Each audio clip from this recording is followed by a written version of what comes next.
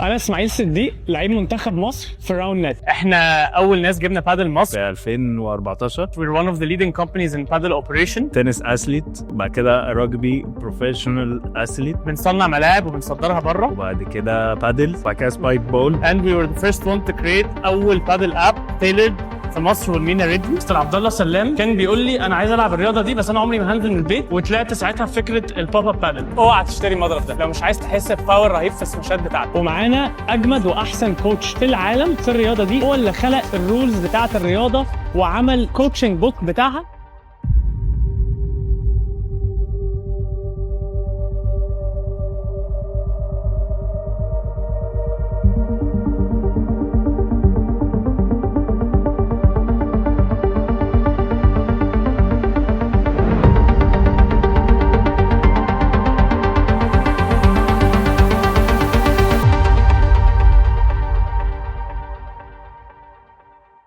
Three, two, one, and action.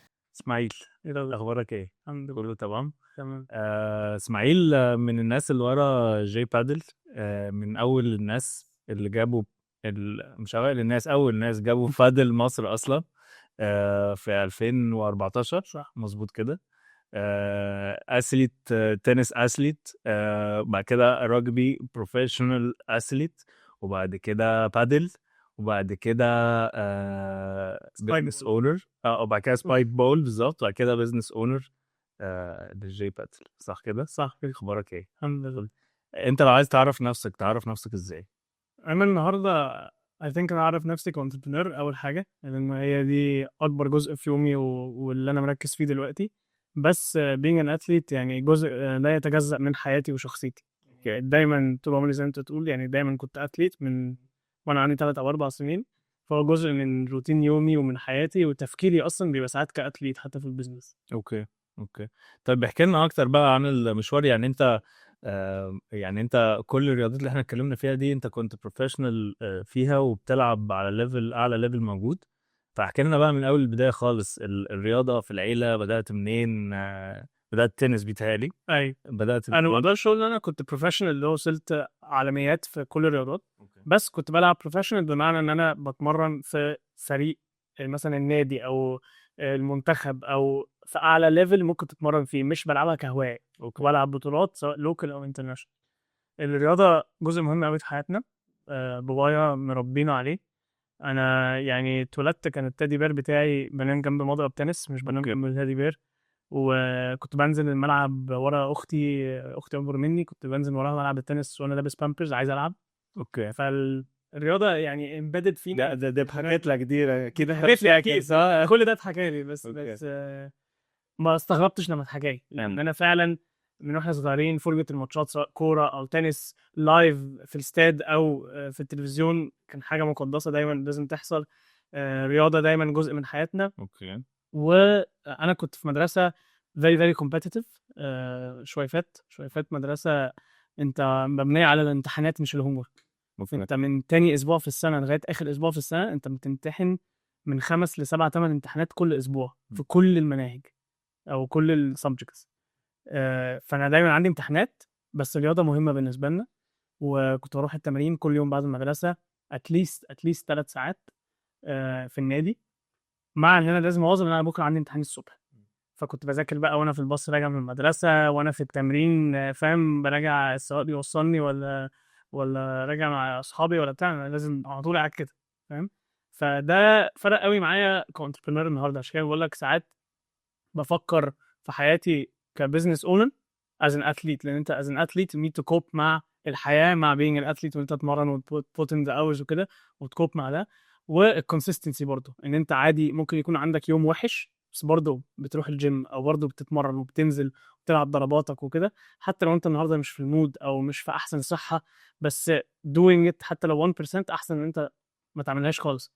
وده موجود في البيزنس كمان، وبالذات كبزنس اونر. يعني وانت كوربريت معاك تيم، معاك مدير، ناس بتشدك، ناس بتزقك، ناس بتضغط عليك، في سوشيال بريشر حتى ان كل بيشتغل حواليك، فانت لازم تعمل حاجه او تبين ان انت بتعمل حاجه. مظبوط. كبزنس اونر انت مدير نفسك. انت لو صحيت النهارده ما عملتش حاجه ممكن البيزنس يتاثر، بس مفيش حد هيقول لك. فانا بطبق ده على نفسي كبزنس اونر، ان انا ابقى كونسيستنت، ان هو انا هصحى كل يوم في تو دو ليست، في حاجات هتحصل، حتى لو انا حاسس ان النهارده يوم رايق او انا مش قادر او انا تعبان من امبارح او عيان او اي حاجه، لازم ابوت ان 1%. اوكي هتفرق 1 1 1 1 في الاخر تعمل 365 كاملين. صح جدا. طيب مش عارف تحكي لنا كده سريعا مشوارك مع التنس ومع الرجبي ومع البادل لحد ما وصلت لل الرياضه اسمها سبايك بول. هي مش معروفه بنسى اسمها انا قد كده. بس يعني احكي لنا كده، وعايزينك برضو تحكي لنا عن السبايك بول، لان هي فعلا أكيد. رياضه لسه ما طلعتش قوي.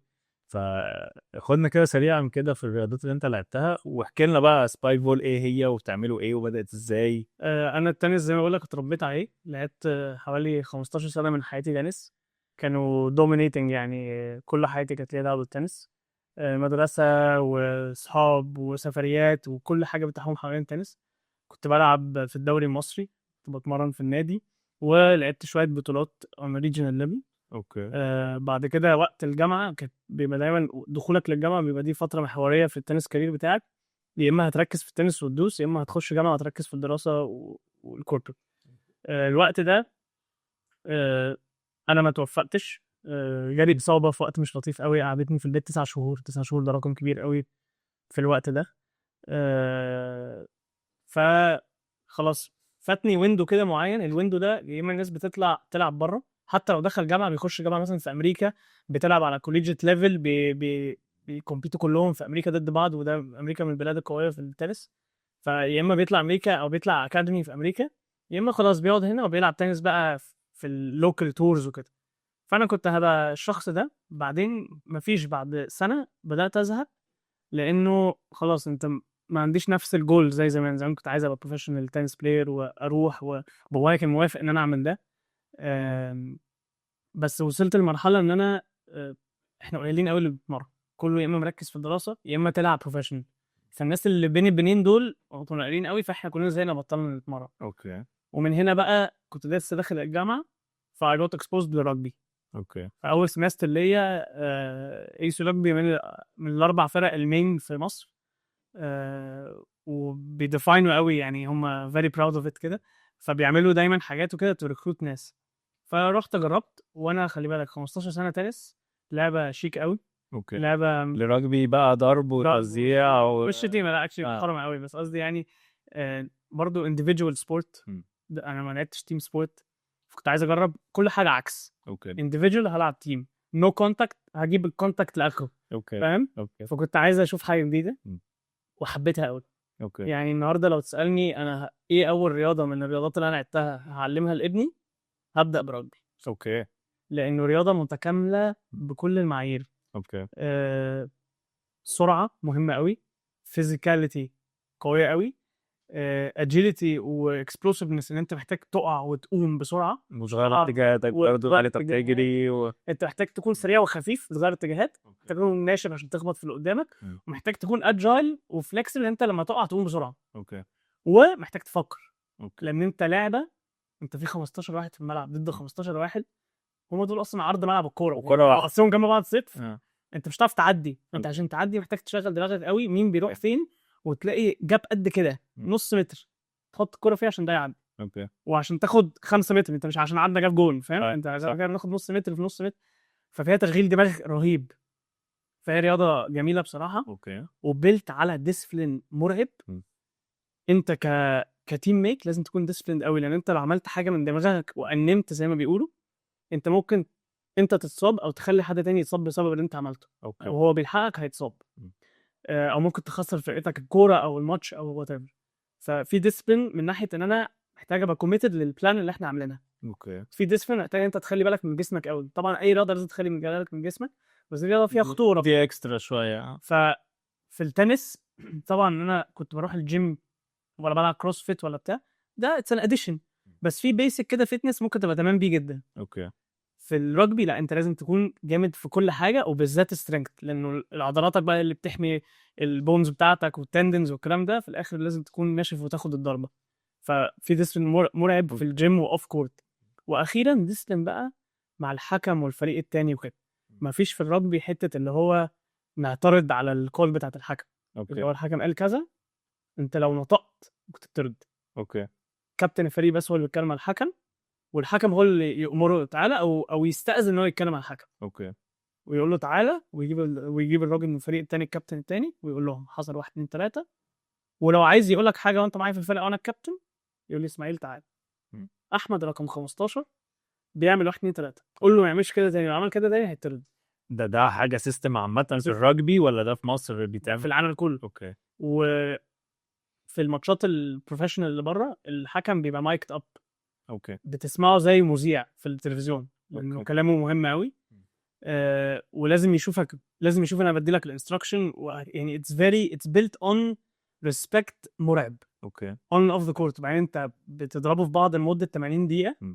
خلصوا حبايب وحضان، وممكن يروحوا وبعدها يخرجوا مع بعض، يعني اوكي فاهم. فهي بس رياضه جميله زي كده يقول لك الشغل شغل، هو ده بالظبط ده بالظبط اللعب لعب هو بالظبط. يعني انا برضو عارف ان الرجبي دخلتك شويه في الكوتشنج عشان هي في مصر برضو ما كانتش حاجه منتشره قوي. فهي احكي لنا بقى عن الاكسبيرينس دي، يعني ان انت من لعيب ان انت في ناس طالعه لسه مش فاهمه ومفيش قوي كوتشز، فانتوا بتسلموا بعض او يعني بالظبط. حاجه زي كده. هي زي فاميلي بيزنس كده أوكي. بيكورس، لانه مفيش كوتشز من بره، مفيش مدارس واكاديميز وكده تتعلم رجبي فيها، اوكي فالمعلومه عند اللعيب. فهو ده السيستم بالذات، يعني اتليست في AUC اللي انا حضرتها كان كده، اللي هو القديم اللي هو بقاله 4 أو 5 أو 10 سنين بيلعب، هو اللي بيعلمني اول ما اخش. اوكي وبعدها بكام سنه ببدا انا باكسبيرينس شويه، فيبدا هو يديني الرايه ان انا اعلم اللي لسه داخل. أوكي. وبعدين ده بعدها 3 4 سنين بيعلم اللي لسه داخل، فهي بتتورث كده. وهنا بدات حته الكوتشنج بتاعتي. التراي اوتس كنا بنسميهم تراي اوتس اللي لسه داخل. احنا ما عندناش في رجبي ان احنا نقول لا، يعني اي رياضه في الجامعه مثلا كنت بتعمل تراي اوت، لو الكوتش شافك ان انت كويس بياخدك، لو لا بيقول لك روح. رجبي اجين احنا مش هنتنك، احنا رياضه صغيره، فايه اللي بيحصل؟ بنشوف الكوميتمنت والديسبلين، لان احنا وي دونت اكسبكت ان انت بتعرف تلعب رجبي، لان هي رياضه مش في مصر. فانا مش متوقع ان انت جاي تعرف تلعب رجبي. عندك نوع من انواع التالنتس انت. انا بشوف بقى الديسبلين بتاعك، م. جيت كام تمرينه في التراوس في الشهرين اللي فاتوا، حضرت كام تمرينه، بتسمع الكلام ازاي، بترياكت ازاي اللي انا بقوله. اوكي وهم بيفلتروا نفسهم. أوكي. بيجي لي مثلا 100 واحد في التراوس في الاول، بعد اول تمرينه بيقع 30، يقول لك يا عم دي رياضه ضرب مش بتاعتي. اوكي بعد 5 تمارين عايزه كوميتمنت، بنقعد 3 4 ساعات بعد الجامعه نستنى ونلعب 3 4 ساعات، وبالليل وبرد ولازم تقع وتتضرب وبتاع وانت بردان، مش الطف حاجه. فالناس بتفكس تاني، ها بيفضل لك في الاخر هم 10 15 5، فهم بيفلتروا نفسهم. هم دول لا دول اللي احنا محتاجينهم تمام بالظبط. م. ف مبسوط انه انا الكوتشنج كنت بحبه، كنت بدا بيكلفني وقت، يعني كنت لازم اجي بدري عشان اعمل مع التراي اوتس، وبعد كده التراي اوتس بيخشوا معانا التمرينه، فكان بيكلفني وقت، بس كنت بحبه قوي. وفي ناس طلعوا من التراي اوتس دلوقتي من اقدم ناس في الفرقه واقوى ناس في الفرقه. وساعتها بقى لا، كان حظي انه كان في كوتشنج كورس، فرحت خدته وعجبني بقى ان انا داخل في التفاصيل بتاعه الرياضه وكده، وفادتني قوي كلاعب كمان. طيب يعني وبعد كده انت بدأت البادل بدأت ازاي؟ انا عارف ان انت كنت تقريبا بدأت تلعبه في اسبانيا وبدأتوا يعني لما نزلتوه مصر ولا قبل ما ينزل مصر اصلا؟ انا اول مره العبه كان في اسبانيا، كان لما اكتشفت الرياضه اصلا. اوكي وبعد كده ما كنتش بمارسها، يعني مش في اسبانيا يعني كل يوم، بس لما جت مصر بدات العبها شويه. أوكي. بس كنا بنلعبها غلط خالص، يعني ما كانش حد فاهم خالص. تقدر تقول احنا بدانا نلعب بادل زي ما انت شايفه النهارده في 2018 اكتر مش 2014. والكوتشنج جه في البادل بعد ده بكتير. يعني انا خدت السيرتيفيكيشن بتاعي از كوتش في 2021، كنت بمرن من 18، بس ده بحكم ان انا من القليلين اللي فاهمين يعني ايه كلمه بادل في مصر. مش بحكم ان انا كوتش خالص، بس كنت فاهم كلمتين وانا بعرف العب شويه، فكنت بعلم اللي انا بعرف اعمله. اوكي بس بعد كده خدت السيرتيفيكيشن فرق معايا ازاي تمرن، وامتى تدوس وامتى تسيب، وازاي تبروجريس ليفل، مش ترمي معلومات كتير مره واحده او تروح من هنا. البادل ده بيتقسم ازاي، ايه الفاونديشن اللي محتاجه متاكد انا عارفه، وبعد كده ابني عليه ازاي، ايه الضربه الصعبه والضربه السهله. اوكي هاو تو كوميونيكيت، هاو تو سبوت المشكله، وهاو تو كوركت ات. فرق معايا قوي. وسبايك بول بقى شرحنا الاول اللعبه يا عم. سبايك بول هي عشان الخبطك اكتر، هي ما اسمهاش سبايك بول كمان. اوكي هي اسمها راوند نت. ده اسم الرياضه. سبايك بول ده اسم الشبكه نفسها، البراند بتاع الشبكه. اوكي. بس هو ده الكومن نيم زي ما بقول بيريوس مثلا. اتعرفت بالاسم ده، بالاسم فخلاص بتاع بقى ده اسم الدارج يعني. ده الاسم الدارج. مم.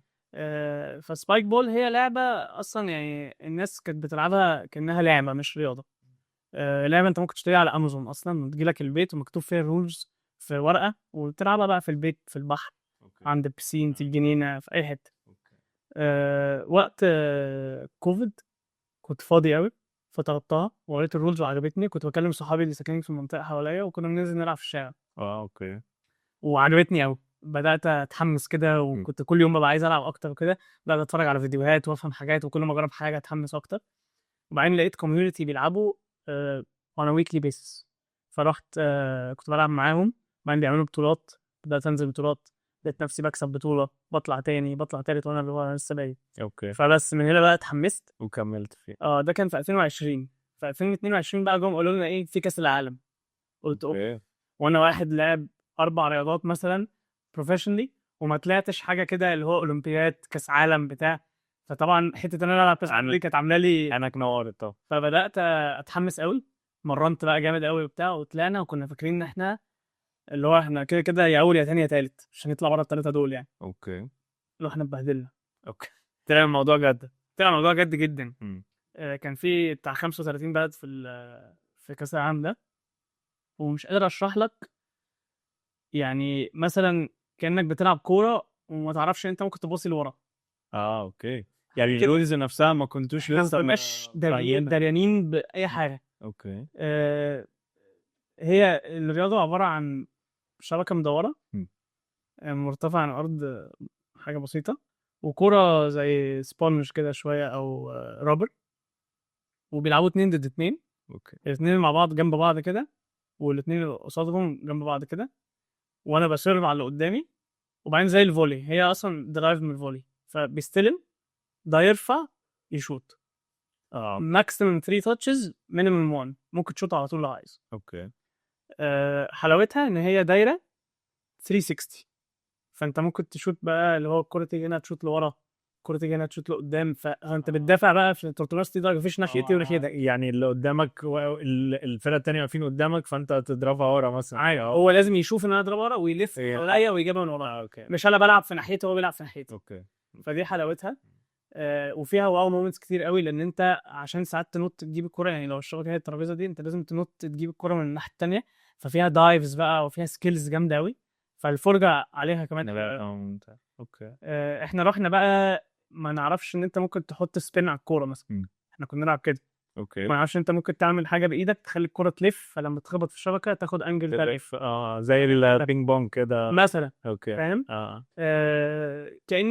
كاننا كنا رايحين نلعب كاس عالم بادل، واحنا ما نعرفش احنا ممكن نسيب الكرة تخبط في الازاز مثلا. اوكي. كنا نلعب كده على طول. مم. فاتبهدلنا، بس اتعلمنا جامد قوي. اوكي. ولما شفنا بقى خسرنا واتفرجنا على المنتخبات الجامده بتلعب، شفنا رياضه تانية خالص. اوكي. فكلنا اتحمسنا، اللي هو احنا عايزين نكون زي دول. عايزين نكمل بقى. انا كنت بخسر كل ماتش، وبعد الماتش وانا بسلم عليك اقول له علمني اي حاجه. اوكي. اختار. انا كده كده فاهم بلانك شيت. أوكي. شوف انت عايز تعلمني ايه على واحد يقول لي بقى معلومه على السيرف، واحد يقول لي معلومه على الديفنس، واحد يقول لي معلومه على الاتاك.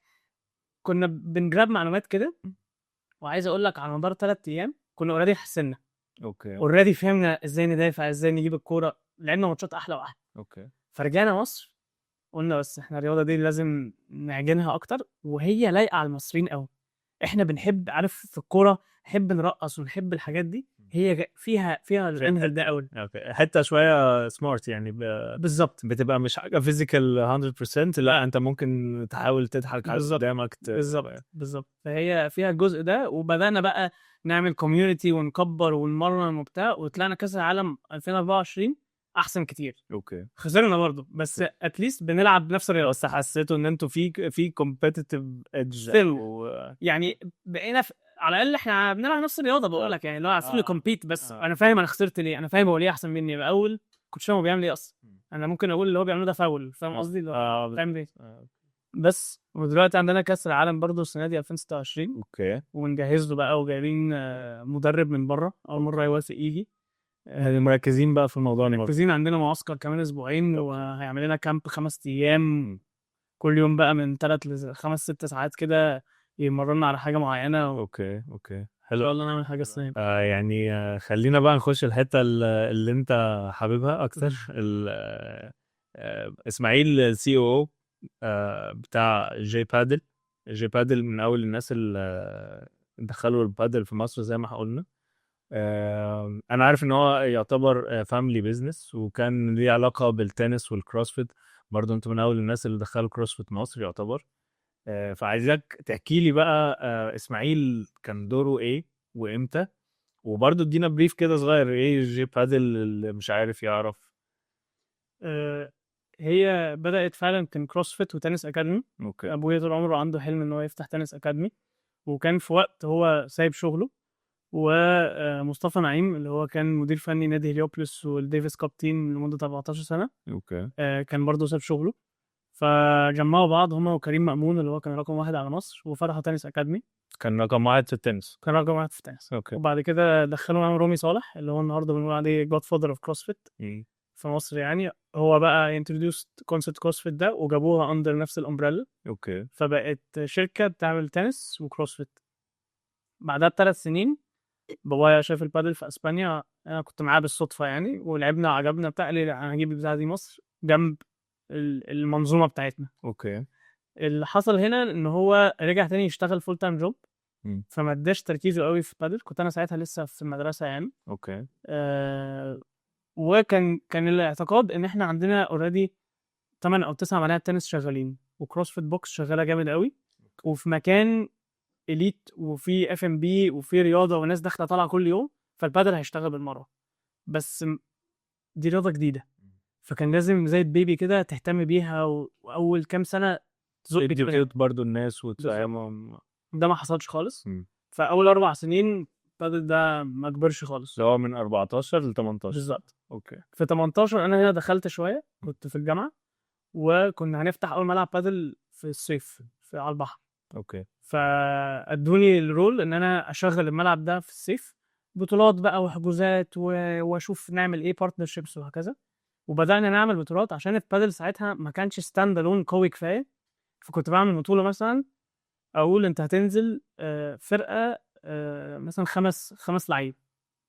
ال5 لعيبه هيلعبوا ماتش كوره ضد 5 لعيبه تانيين، 2 منهم هيروحوا يلعبوا بادل ضد 2 التانيين، و4 هيلعبوا فولي، و2 هيلعبوا فوت فولي ضد 2. اوكي. وتجمع نقطه من هنا ونقطه من هنا ونقطه من هنا، نشوف هنجمع انهي نقط كده فريق ده كسب. اوكي. ليه كنت بعمل كده؟ عشان اجيب ناس من كل الرياضات تجرب بادل. فبتاع الكوره جرب بادل، بتاع فولي جرب بادل، وبتاع الفتنس جرب بادل، بتاع التنس جرب بادل. فساعتها حسينا انه بادل بدا يظهر، اوكي. ولقينا انه الناس عايز تلعب بادل كتير. فبدات حتى في الصيف ده على مدار 10 اسابيع بدات اعمل بطولات بادل ستاند الون وتنفع وتنجح. فقلت طب خلاص لازم نكمل المومنتم ده. فلما رجعت مصر كنت بقى القاهره يعني، كنت بلعب كنت بمانج البيزنس بتاع بادل اللي هو جي بادل، بس تحت الامبريلا الكبيره جنب الجامعه. اوكي. كنت بعمل بطولات، بشوف الاوبريشنز كده، وكنت بعين ناس بقى، ممكن واحد معايا في الجامعه شاطر او واحد صاحبي اقول له هديك نسبه من المبيعات بس اشتغل معايا بقى كوتش، ولا انزل شوف الاوبريشنز او نظم معايا البطوله. والموضوع مشي كده اوكي. لغايه 2020. كنت ساعتها بشتغل في السولر، انا اصلا دارس سولر. اوكي. و يعني يعني انت دراستك اصلا مالهاش دعوه بالبيزنس او خالص. بالرياضه. اوكي. انا بؤمن ان انت ادرس اللي انت بتحبه عشان ما حدش تاني هيعلمهولك. اوكي. بالذات لو حاجه يعني البيزنس مهم قوي تدرسه، بس في نفس الوقت تقدر تجرابت من الناس من تجارب. بس عمرك ما هتجراب فيزيكس من التجارب. مثلا انا درست فيزيكس بسولار انرجي ودرست ده، وكنت شغال على ده فتره في اول كاريري. وبعدين في موضوع البادل ده وشاركت اصحابي، فقمت سايب السولر بقى وركزت في البادل خالص. اوكي. ومن ساعتها وانا فولي ديديكيتد لجي بادل. جي بادل النهارده شركه بتوبريت اب تو يعني 15 نادي في نفس الوقت. اوكي. بتصنع ملاعب وبتبيع الملاعب دي للريل استيت ديفلوبرز، نوادي، اشخاص، وبدانا نصدر كمان الملاعب دي. اوكي. وعندها ابلكيشن بتاعها احنا بنستعملها في الاوبريشن.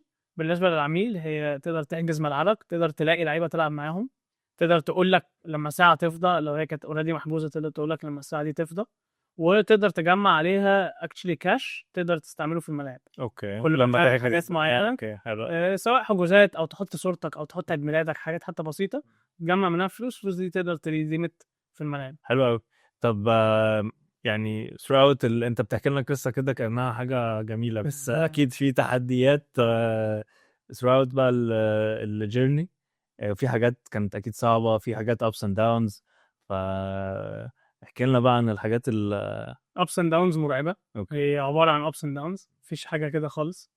الاول شاركت صحابي، كانت فتره حلوه قوي. كنا بنخلص شغلنا الاساسي ونقعد مع بعض بالليل لغايه بالليل، يعني نستراتيجايز وهنعمل ايه في البراند وهنكبر ازاي ونفتح ليدز ازاي وكده.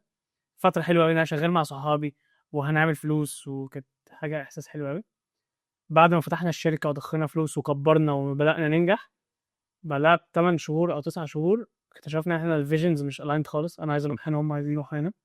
فبدا يحصل فيكشن، والفيكشن ده خلانا نقول ان احنا خلاص مش هنكمل. وساعات بيبقى احسن انت تقطعها بدري عن انت تقعد تكمل، يعني كان باين قوي ان احنا قدام هنفترق خالص. اوكي. فقلنا طب خلاص تعالوا نوقفها من دلوقتي. طيب ده يعني انت مشكله زي كده، انت حاسس ان انتوا في الاول ما اخترتوش بعض صح، ولا هو الطبيعي ان انت لما بتشارك حد throughout بقى الشغل وكده بتعرف هو انتوا هتنفعوا مع بعض ولا لا يعني بارتنرز؟ بص هي بجد زي الجواز. يعني الجواز انت بتبقى بتتعرف على الشخص الاول، وبعدين برضو بتاخد جزء من الخطوره ان انت بتتعرف عليه او عليها اكتر قدام، صح؟ فهي فيها الجزئين. ديفنتلي احنا ساعتها كنا بس عارفين بعض المدرسه، فحاسين احنا كده عارفين بعض، بس ما جربناش بعض في البيزنس قبل كده. وكنا في سن برضو اللي انت فعلا صغير فيه، فما عملناش تيست لبعض حقيقي. احنا اتحمسنا ودخلنا. هو التست كان في الشغل؟ التيست كان في الشغل على طول، وده يمكن كان غلط. اوكي. بتتعرف على الناس اكتر لما تخش بقى في ماديات وفي شغل وفي ضغط، تشوف الناس على حقيقتها اكتر. اوكي. فده بان قوي قوي قوي في ال9 10 شهور دول. بس الحمد لله احنا وقفناها بدري. بس دي كانت اول داون، لان احنا على ما اتفقنا مين اصلا هياخد الشركه. اوكي. لانه كان ممكن انا اسيبها لهم. اوكي. وعلى ما اشتريتهم وظبطنا الورق وكده، ده ضيع من وقت مهم قوي في البادل بتاع 6 شهور مثلا. فاحنا عارف اللي هو انت لسه بادئ ولسه صارف وبتعنى وبتكبر وبتبني، تقوم هادد وباني من الاول. اوكي. فدي عطلتنا شويه، وكانت داون بالنسبه لي كبيره قوي. ان هو اللي هو هم ما كانوش اقرب صحاب ليا في الدنيا، بس كانوا ناس في الاخر عشره ومعايا في المدرسه وكده.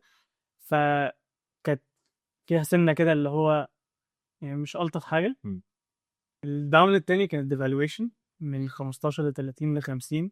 ده بيزود علينا الكوستس، وكمان ساعتها كنا بنستورد ملاعب، فسعر الملعب ضرب، وده المين انفستمنت كوست بتاعنا، ده اللي احنا بنستثمره اصلا عشان نبدا مشروع. اوكي. فده دبل. وكمان كان في وقت اللي هو بقى وقت السلع الاستفزازيه وكده، كانت حاجات بتقف في الجمرك ساعات. فلما تقف في الجمرك ده بيأخر العقد بتاعي، وبدفع فلوس وانا لسه ما عنديش ايراد. فعندي حاجات وقفت في الجمارك ب6 شهور. اوكي. عملت مشاكل كبيره. اوكي. فدي كانت برضو داون جامده قوي يعني. طبعا. لا وبالتالي كمان انت في الفترات دي بيبقى في مشكله ان الكوست بيعلى عليك، وانت اوريدي وسيط، فانت محتاج برضو تعلي على الناس. فبالتالي ما كناش بنعلي بقى، يعني مثلا سعر ايجار الساعه في بادل اوكي ما عليناهوش بنفس قيمه اللي حصل اوكي خالص لغايه النهارده على فكره. يعني احنا لما بكلمك انه في 2018 مثلا ساعه البادل كانت ب 200 جنيه. كان ساعتها الدولار قول ب 15. اوكي. دلوقتي الدولار ب 50، اكتر من 3 اضعاف. النهارده ساعه البادل ب 400 500 جنيه، فاحنا ما وصلناش لل3 اضعاف دول. اوكي. فاهم؟ بس انت النهارده ابتديتوا تلاقوا حلول، يعني انتوا بقيتوا تصنعوا. يعني انتوا برضو يعني ما تيجي اب بقى. ما هو دي حلاوتها بجد في البيزنس بالذات، كل مشكله بتخلق فرصه. صح. فاحنا كنا الاول معتمدين على الاستيراد، وتستورد وملاعب زي الفل، ويا اما بنبيعهم يا اما بنستثمر فيهم ونشغلهم لنفسنا.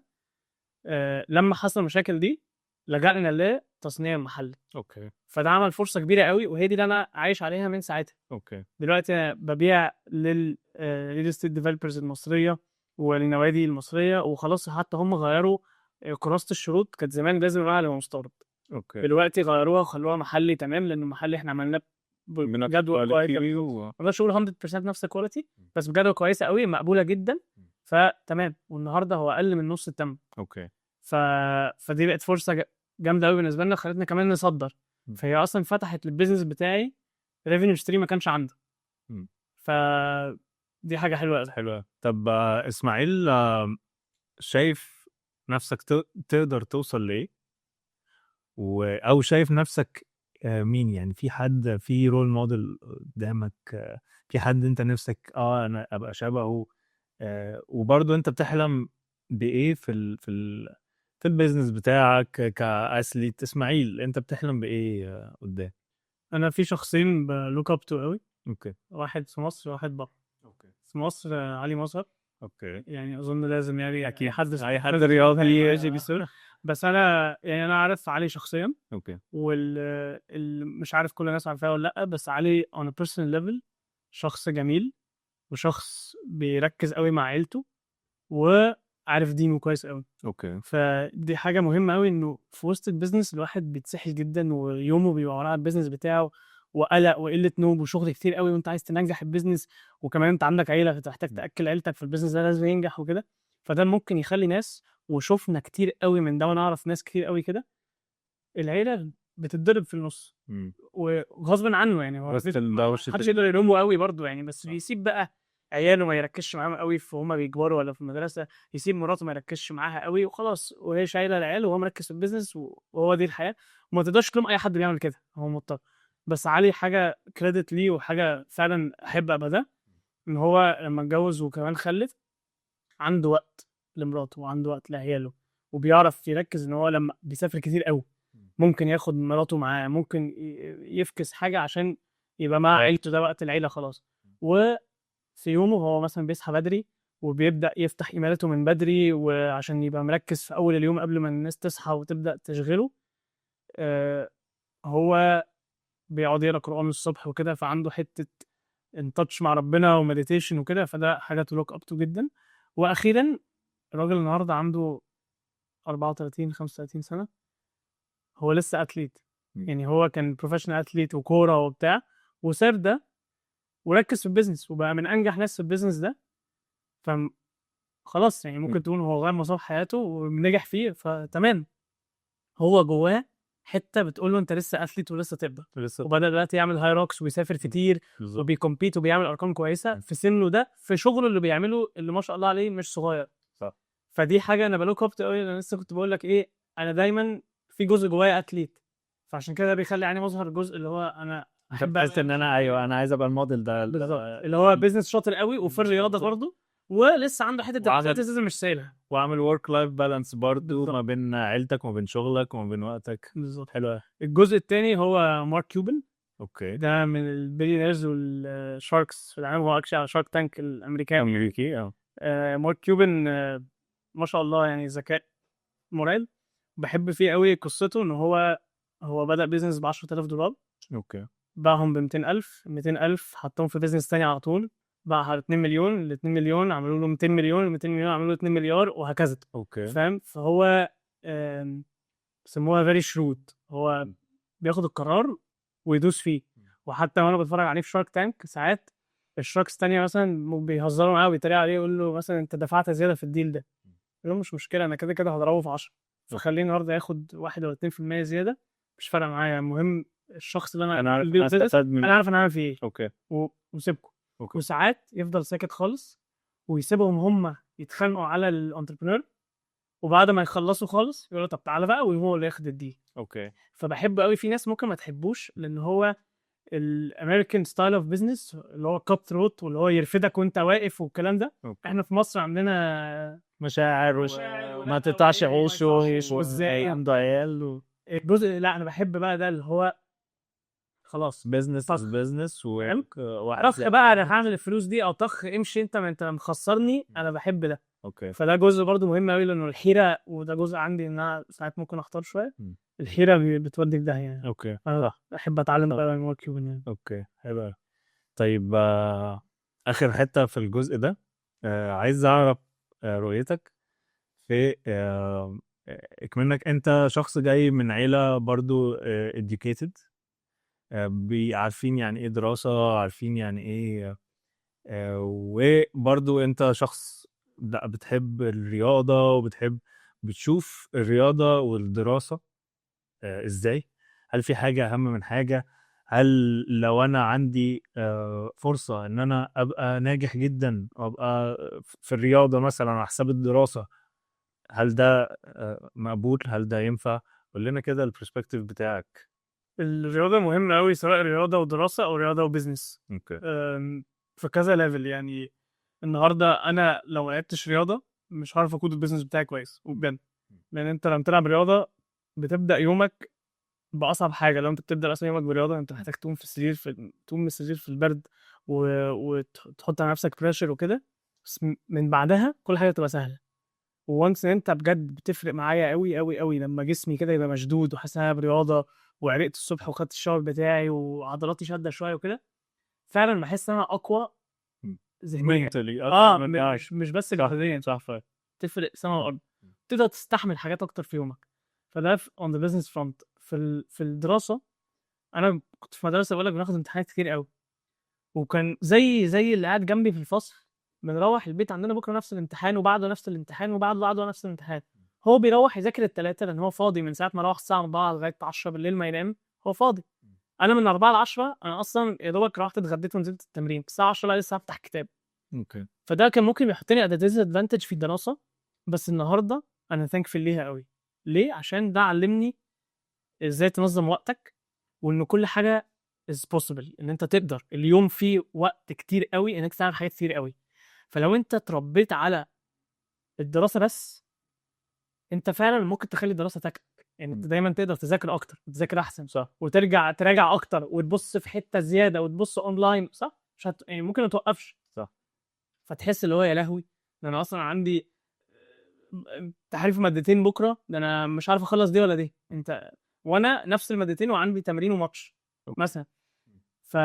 فده بيساعدك قوي النهارده وان ذا ريل وورلد ان هو انت فعلا محتاج تبالانس ما بين شغلك وكل الحاجات اللي جوه شغلك ورياضتك وعيلتك وبيتك وصحابك وبتاع. انت لو بتعمل حاجه واحده بس هتفضل كده طول حياتك. فدي فرقت معايا قوي. يعني بحكم مدرستي وطريقتها. بحكم ان انا على طول كنت بلعب رياضه وانا في المدرسه. فرق معايا قوي قوي قوي النهارده ان انا على طول اقدر اعرف اعمل حاجات كتير قوي في نفس الوقت.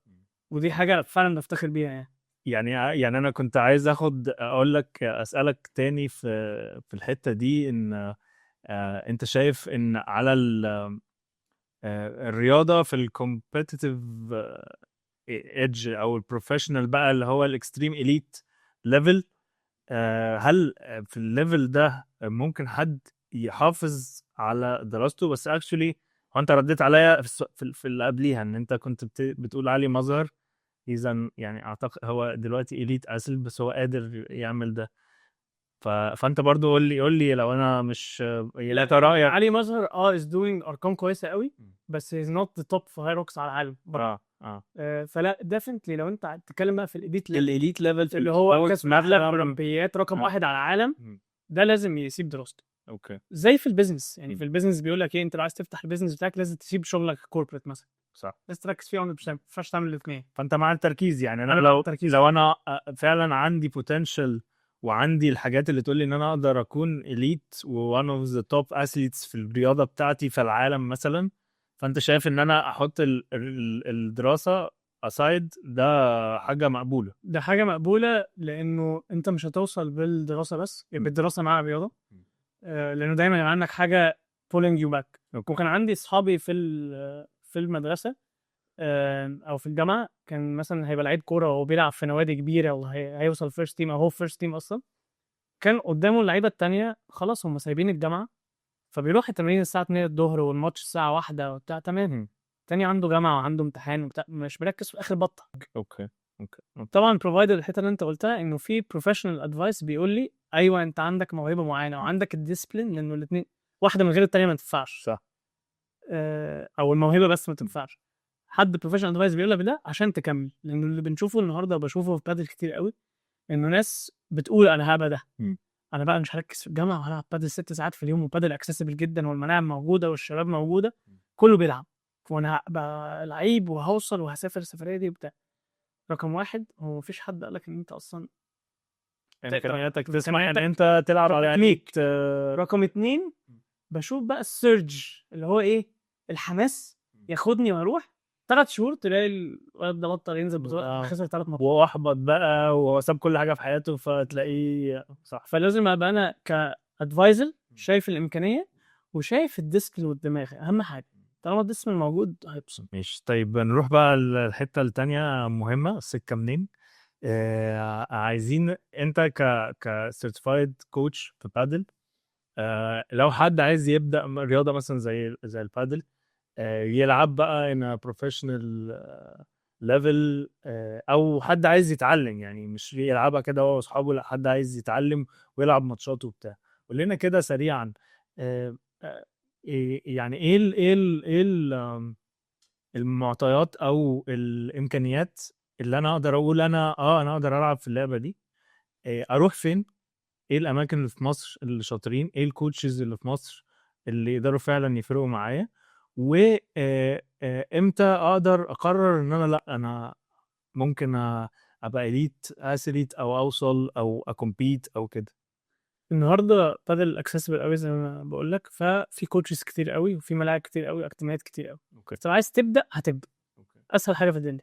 عايز تبقى بروفيشنال محتاج يبقى عندك كوتش كويس قوي، وطبعا لازم يبقى عندك الامكانيه والديديكيشن، لانه بادل جزء كبير منها قوي ان هي سهله، في ناس بتحس ايه ده انا هعملها، وهي فعلا رياضه سهله قوي. اوكي. انت بتبدا بتعرف تلعب ماتشات، وشكلك وانت بتلعب بجد شبه قوي رقم 1 على العالم او عينك، والله نفس الشكل. اوكي. بس انت بتعرف تحط كام كره في الملعب وهو بيعرف يحط كام كره في الملعب، انت بتتمرن قد ايه وهو بيتمرن قد ايه، هو ده اللي بيفرق. اوكي. فهي بادل لعبه سهله، فعايز تبدا هتبدا، عايز تكمل لازم رقم 1 يبقى عندك كوتش فاهم. ودي مشكله عندنا دلوقتي في بادل، انه عشان البادل بقى واسع جدا وكله دخله، ففي ناس بدات تعمل كوتشنج وهي في الحقيقه مش كوتشز. اوكي. وعندنا مفهوم غلط ان انت لو لعيب جامد معناه انت كوتش جامد. ده مش حقيقي. اوكي. طريقه الكوتشنج ليها ابعاد ولازم تمرن بطريقه معينه. والناحيه التانية في كوتشات ممكن تبقى كويسه قوي بس عمرها ما لعبت بادل، بمعنى ان هي تلعب وتلعب شويه ماتشات وكده. مش بقول ان هو محتاج يبقى لعيب، انا بس بقول محتاج اكسبيرينس الحقيقي. بالظبط، بيفرق طبعا. يعني الكتاب بيقول 1 2 3 وهو بجد شاطر في ده جامد كويس جدا، بس هو ما ينفعش يطلب من اللعيب ان هو يظبط كوعه في الضربه دي وهو في نص ماتش وعليه بريشر وماتش متنشن. والماتش متنشن وانا في نص الماتش هتقول لي حاجات معلومات ليها دعوه بالعب الكوره فين، ادوس على اني لعيب، اهدى فين وارفع فين والعب فين، حاجات تكتيكيه اكتر من تكنيك. بشوف بقى كوتشات بتتكلم على التكنيك في الماتش مثلا، وهم اصلا ما عندهمش التاكتكس بتاعت اصلا. حتى واحنا في التمارين العب الكوره فين، هو عارف كويس قوي يضرب الضربه ازاي، اوكي، كدراع وشكل والكوره منين، وده مهم. بس ايوه بعدين اكسب ازاي، ما عندوش دي، ما عندوش الحته بتاعه الماتش بقى، اللعب يعني بالظبط. ما دخلش في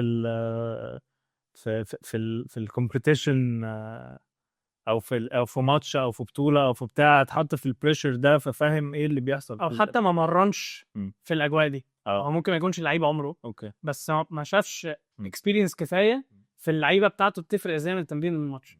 فنصيحتي بس ان انت محتاج تدور على الكوتش اللي فاهم ده وده. طب قول لنا يعني برضو ايه المعايير، يعني ايه المعايير في الاختيار، او ايه الاماكن اللي متعارف عليها ان الاماكن دي فعلا الناس هناك سيرتيفايد من اماكن معروفه وعندهم نتائج؟ يعني لو حد طبعا او مكان عنده نتائج هيبقى احسن واحسن. النهارده الاتحاد المصري للبادل عامل حاجه حلوه قوي. اوكي، تخش على الويب سايت بتاعهم حاطط لك كل كوتش في مصر سيرتيفايد، اوكي، عشان ما يكونش فيه بقى فاهم ضيعك. انت عارف كل ده سيرتيفايد امتى ومنين وشويه هيطور كمان ويقول لك عمل كام تمرينه في حياته. اوكي، فده حاجه مهمه قوي وارجح ان انت اي حد يبص عليها يعني. وبعدين بقى في الاخر في جزء شخصي، انا ممكن احب المدرب اللي يمرني اكتر على الفاونديشن بتاع الضربه، في واحد تاني ممكن يحب مدرب اللي هو عايز يدخلني في الماتش وخلاص. المدرب لازم يبقى عارف انه البالانس مهم، بس برضه لازم تعرف الشخص اللي قدامك، اللي هو في شخص بيتعلم بان هو بيعرق، في شخص بيتعلم ان هو محتاج يشوفها، اتفرج على نفسه في فيديو ترسمها لي. فبرضه المدربين محتاجين يكونوا عارفين التولز دي، رقم واحد. ورقم اتنين، انت كلاعب محتاج تكون عارف انت بتتعلم ازاي عشان تدور على الكوتش اللي يعرف يمرنك بالطريقه دي. طيب خلينا نروح للحته بقى بتاعه البيزنس.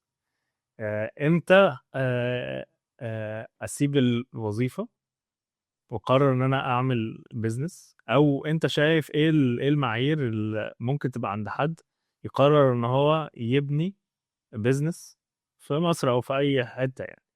احكي لنا تجربتك بقى الشخصيه وادي للناس الرود ماب يعني.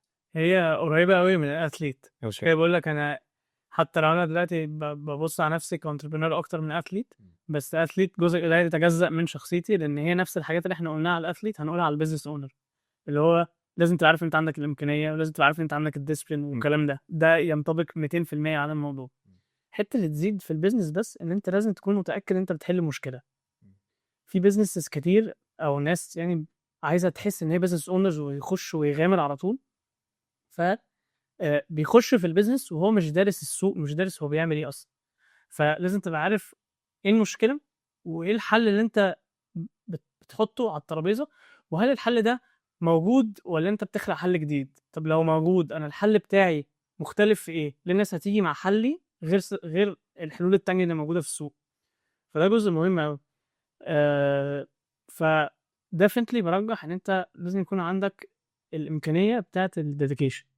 انت لما تاخد قرار زي ده هو مش قرار سهل.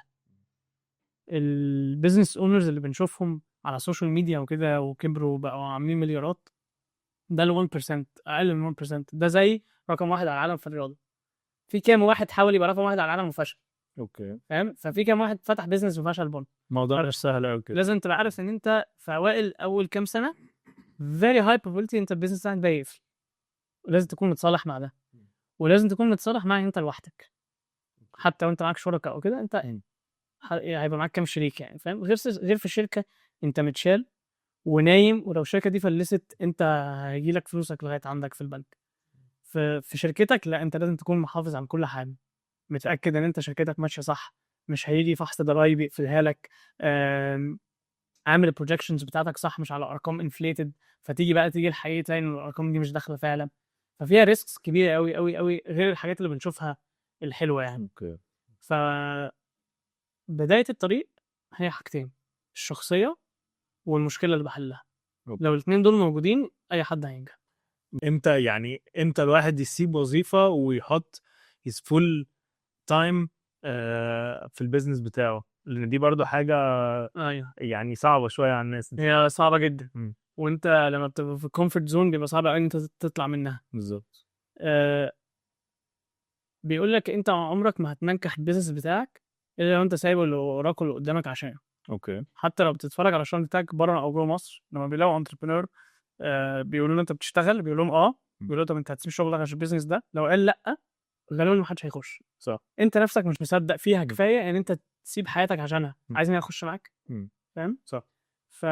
فدي هي دي يعني. لو انت عندك المسؤوليه ان انت عارف ان البيزنس بتاعك ده بجد ممكن ينجح، وشايف ومصدق ده قوي، وهتحط الافورت وراه ان انت تعمله، سيب البيزنس اللي عندك. والايمان برضه يعني انت تبقى مؤمن بالحاجه اللي انت بتعملها ان انت بتدي فعلا زي ما انت بتقول حلول جديده او حاجه بكواليتي بشكل فعلا مختلف هيقدر يبيع. هي لو نربطها زي الاثليت، اللعيب اللي عنده موهبه، هل ده كفايه؟ لا طبعا.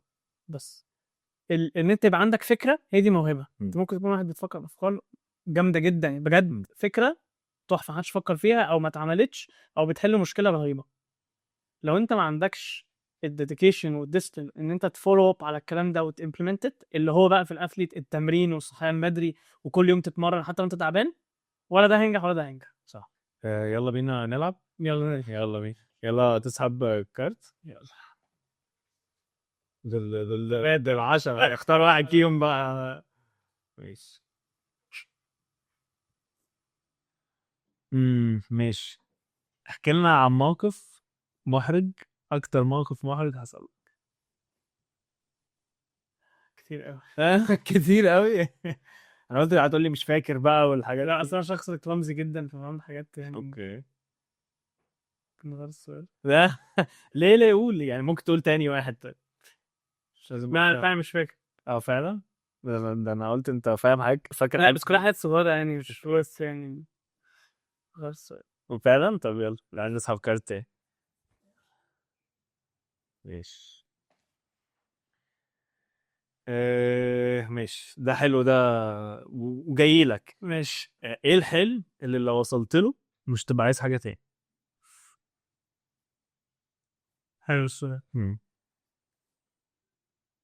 هو يعني فيتس يو انا عايز ابقى بعمل فلوس وانا نايم اوكي ومش محتاج افكر فيها خالص. اوكي فأقعد بقى ألعب رياضة طول النهار وأشوف عيلتي وأكبر عيالي وأسبند معاهم وقت وكده. اوكي ونفسي إن أنا أعمل ده وأنا صغير يعني. دايما بركز قوي حتى وأنا في البيزنس دلوقتي وبعدين وكده إن أنا عايز أحافظ على شوية طاقة في حياتي تفضل معايا وأنا أكبر شوية. اوكي يعني عايز أبقى بعرف أجري مع عيالي وأتشقلب ومش عارف إيه وبتاع. عايز يبقى عندي صحة وأنا كبير. أوكي. فعايز وأنا عندي 70 سنة يبقى شكلي عندي 40 مثلا. اوكي فنفسي الحلم ده يحصل وأنا عندي 40 50 سنة مش أكبر من كده. حلو حلو ماشي يلا ناخد سؤال تاني معرفش ايه حكاية الأسئلة المحرجة معاك ماشي بعت قبل كده رسالة لحد ما ينفعش توصل له يعني ما ينفعش اوصل له. ما تنفعش توصل له يعني بعت لحد تنكشه بعت كنت معجب بواحدة مثلا فبعت لها قلت لها أنا معجب بيكي مش فاكر موقف معين يعني. موقف برضو خلاص يلا على اللي بعده هي الكارد جيم ماشي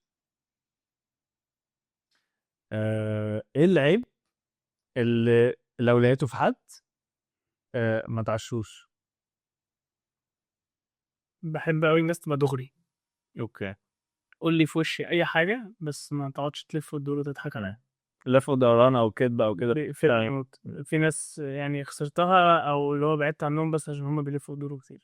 هي حقيقي أسوأ صفة ممكن تكون في بني آدم إن هو يكون بيتكلم معاك في حاجة مش حقيقية أو بيديك إجابات فعلا false information زي او اللي هو انا بحب اللي هو what you see is what you get. صح ان انت بتقوله لي ووشك هو ده هو ده الحقيقي. صح صح حقيقي ماشي يلا ناخد كمان آخر واحد انت ضربت لنا سؤالين مش عايز تجاوب ماشي هل في علاقات شخصية أهم ولا ده كلام؟ علاقات شخصيه اهم. هل في العلاقات الشخصية أهم؟ يعني أنت لما تختار شريكة حياتك الشخصية أهم من الشكل طبعا ولا ده كلام؟ طبعا. أوكي. لو انت بتختار شريكة حياتك وشريكك في الشغل وصديقك يعني أوكي الشخصية هي اللي بتديفاين الشخص ولو الشخصية سواء لا شريكة حياتي أو شريكي في الشغل مثلا م. مرح حد أنا بحب أشتغل معاه أو م. حد أنا بحب أقعد معاه في البيت. دي حاجة مهمة أوي يعني. أنا بقول لك في الشغل م. مش فارق لي يبقى أشطر حد يعني. طبعا مهم يبقى شاطر بس لو هو شاطر بس دمه تقيل واللي هو يوم ما أكلمه بيطلع عيني versus إن أنا شاطر بس عادته حلوة ده تخلينا نولد شغل أكتر. أو dedicated مثلا بالظبط.